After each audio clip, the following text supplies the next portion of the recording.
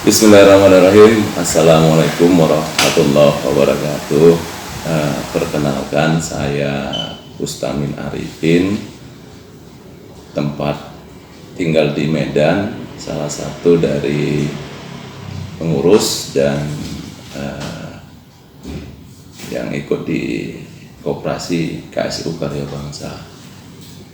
Di sini saya ingin menyapa dulu kepada rekan-rekan, sahabat, saudara saya, sebangsa dan setanah air semuanya, sesama petani yang ingin maju. Kalau kita di Karya Bangsa itu punya tagline, aku petani cerdas. Artinya petani cerdas itu adalah petani yang bisa bukan hanya mengharapkan hasil saja, tapi bisa memanfaatkan dari hulu sampai hilir. Artinya kalau bahasa kerennya sekarang sustainable. Terus, nah, bercerita tentang saya tidak menceritakan Karya Bangsanya. Nah, kalau Karya Bangsa sendiri konsen memang pada untuk membuat pupuk, atau umum orang tahu itu membuat pupuk NPK organik cap bambu kuning. Itu brand merek kami. Cuman pada intinya bukan mengarah kita untuk menjual pupuknya, tapi bagaimana petani secara mendasar itu bisa membuat pupuk sendiri. Ya, kemarin di grup rame itu dengan saudara-saudara sudah banyaklah berimprovisasi luar biasa memang.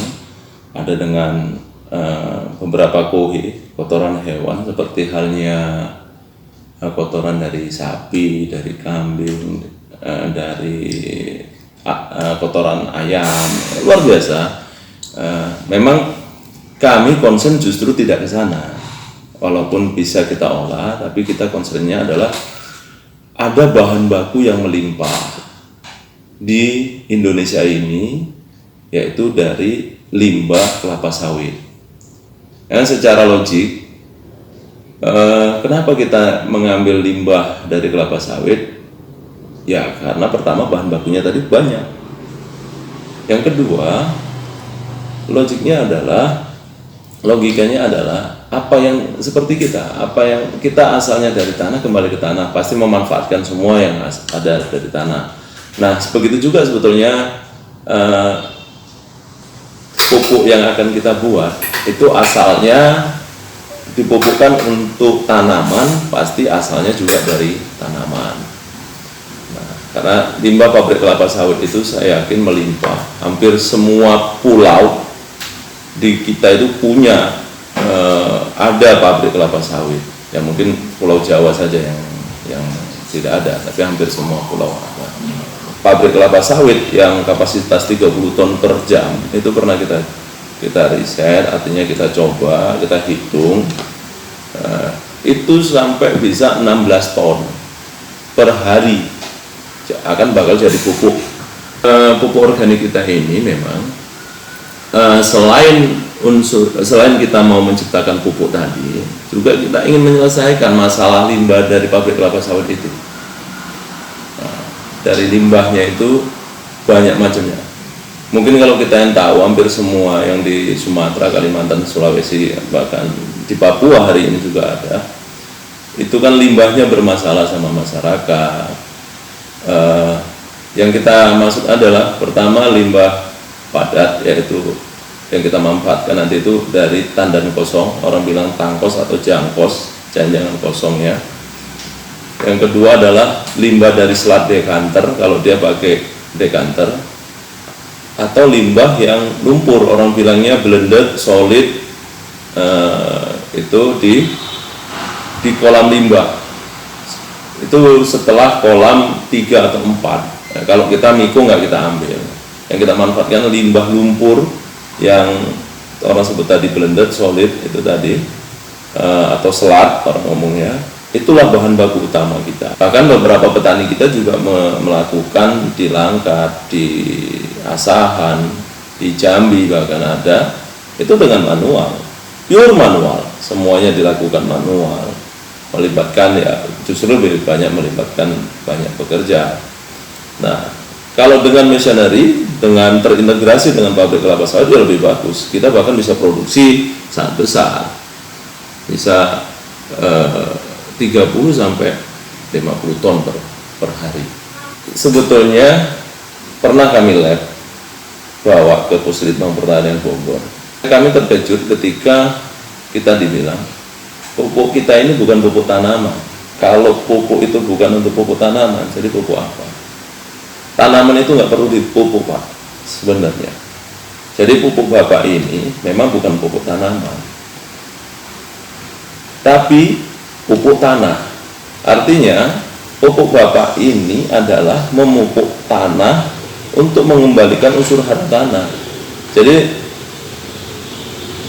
tanaman itu nggak perlu dipupuk kalau tanahnya sudah mencukupi unsur hara tanah. Maka tanaman apapun jenisnya, tergantung dia menghasilkan apa, baik buah, baik daun, seperti tembakau fokusnya daun, kemudian ada batang atau bahkan karet misalnya kan, itu dia akan bisa kerja maksimal untuk menghasilkan sesuai yang hasilnya. Ketika unsur hara di tanah itu sudah cukup, maka tanaman itu akan maksimal, mengoptimalkan kerja dari tanaman itu sendiri sesuai dengan hasilnya.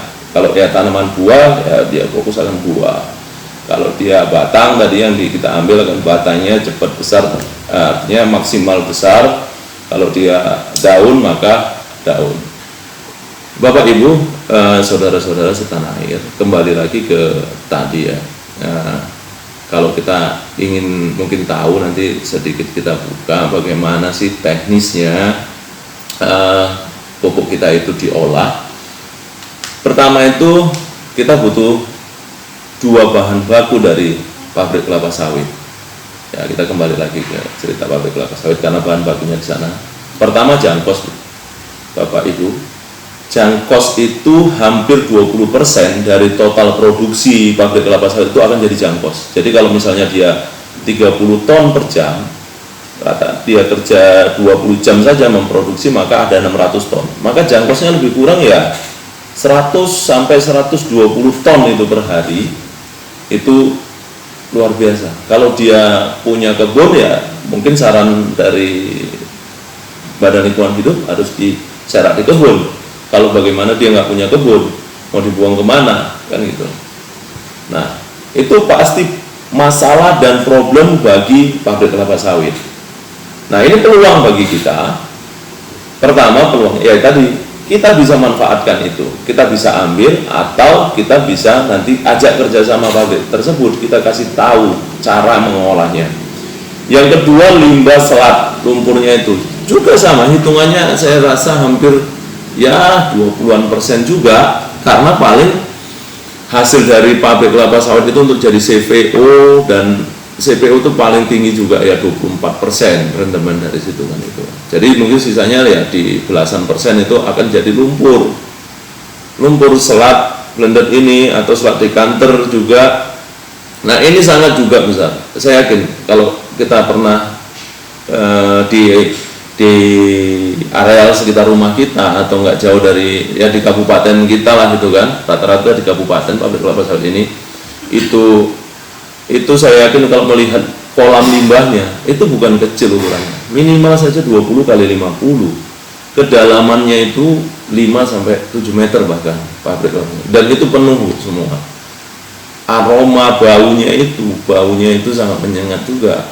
Nah yang kita khawatirkan adalah ketika areal pabrik itu sudah penuh dan tidak bisa menampung lagi kapasitas limbahnya, maka akan dia buang ke sungai.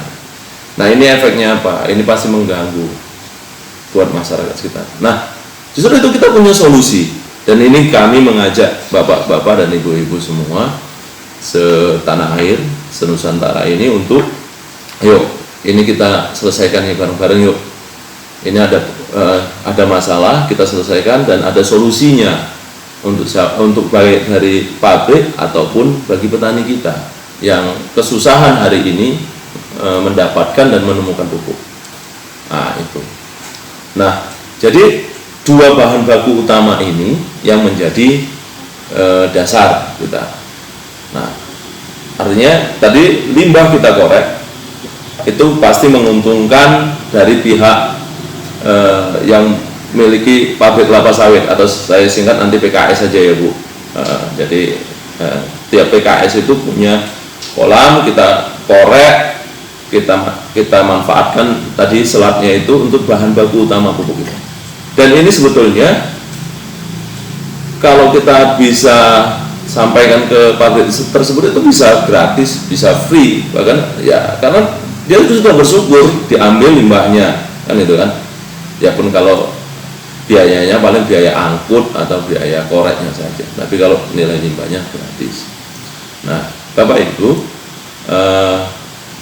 kalau kita mau cerita seperti beberapa rekan-rekan kita, sahabat-sahabat kita, petani yang lain itu memanfaatkan limbah ini, itu dibuat manual. Limbah mereka ajukan sebagai salah satu CSR-nya adalah limbah ini. Bahan bakunya dapat, itu yang pertama. Yang kedua sebetulnya tadi bahan baku utamanya adalah tandan kosong. Nah tandan kosong ini bukan langsung seperti itu Bapak Ibu. Tandan kosong ini harus jadi abu. Ini kandungannya kalium. Jadi ini akan menjadi campuran, salah satu campuran utama dua bahan baku ini mengenai untuk buat pupuk organik kita. Nah kalau yang secara manual tadi limbah diangkat, kita kalau manual itu kita buat itu ini ya ayaan. Kalau bahasanya ayaan itu kawat dengan ukuran 1 kali 1 meter, setinggi pinggang lah ya, setinggi pinggang atau setinggi 1 meter juga orang dewasa. Itu kalau kita digesut ya, kalau bahasa Jawanya digesut atau digosok gitulah ya. Ini banyak justru kita libatkan emak-emak ini, ibu-ibu. Ini terlibat kerja, itu limbah tadi kita angkat, kita tiriskan, ini manual ya, mungkin kadar airnya masih 70%, karena nggak boleh terlalu kering, karena sulit untuk digesut. Jadi seolah-olah seperti lumpur tanah liat itu, jadi digesut, macam orang ngebrus atau ngikat pakaian itu kalau di kampungan, ngebrus itu. Nah, ini yang libat itu justru mak-mak. Ini kalau kita bahasanya borongan atau ya borongan lah kalau sistem kerjanya. Nah itu setelah limbah tadi blender tadi digesut halus ya, bersih dari kotoran itu sekalian, kemudian kita bentang di lantai semen ya, makanya kalaupun kita mau buat patungan sekarang mungkin ada dana desa bisa dimanfaatkan untuk BUMDesnya adalah membuat pupuk, ini bisa dimanfaatkan. Ya mungkin arealnya itu nggak luas untuk gubuknya atau gudangnya lah bahasanya untuk pengolahan ini. Yang perlu di semen untuk dari luas itu mungkin setengahnya itu di semen. Misalnya luasnya 16 kali 20 misalnya. Ya setengahnya saja di semen. Sisanya masih lantai tanah pun nggak apa-apa. Karena untuk ngesut itu juga nggak perlu di semen. Nah yang penting untuk ngaduknya. Nah tahapan berikutnya diaduk. Diaduknya kayak orang ngaduk ini Bu, buat bangunan semen lah itu, aduk campuran semen dengan pasir itu dibentang, kemudian dicampur oleh abu tandan kosong tadi. Nah abu tandan kosong tadi dicampur, diaduk, kemudian kita tutup rapat. Kalau sudah diaduk 2-3 kali itu manual, ini betul-betul itu pakai sekop saja. Kemudian ditutup dengan terpal biru itu rapat gitu. Nah apa boleh pakai molen ya boleh, silakan, itu improvisasi boleh, nggak ada masalah. Nah setelah 4 hari tadi kita tutup fermentase, nah ini sebetulnya ini belum jadi pupuk juga Bapak Ibu. Kalau ini memang bahan pupuk Mas Ian. Nah sebetulnya dia akan munculnya semua unsur mikro dan makro pada pupuk organik itu ya kita ada formulatornya, bioaktivatornya untuk menstimulus, untuk men-trigger agar muncul unsur-unsur haranya itu, baik boronnya, baik sulfurnya, baik Zn-nya, semua muncul. Nanti kita sebagian kita tampilin hasilnya kita. Nah, selanjutnya setelah 4 hari tadi kita bentang lagi, kita campur dengan bioaktivator kita. Nah, kemudian tutup lagi juga, paling tidak 4 hari juga saja, 4 hari juga. Setelah itu, nah untuk mengujinya dalam proses perjalanan 4 hari itu, kalau bisa sanggup tangan kita itu kan, waktu ditutup itu buka sedikit saja, masukkan saja mungkin sebatas siku kita itu selama 20 detik di tumpukan pupuk tadi yang fermentasi tadi. Sanggup saja 20 detik, Bapak dan Ibu, sudah hebat. Panas Bu, betul-betul panas. Artinya kalau sesuatu yang hidup berarti bahkan menghidupi. Nah setelah itu ya mau dikarungi langsung dipakai sesuai tanaman dan nanti disesuaikan dengan dosisnya. Prosesnya lebih kurang 10 hari, dari mulai pengangkatan macam-macam hanya 10 hari. Itu kalau betul-betul manual.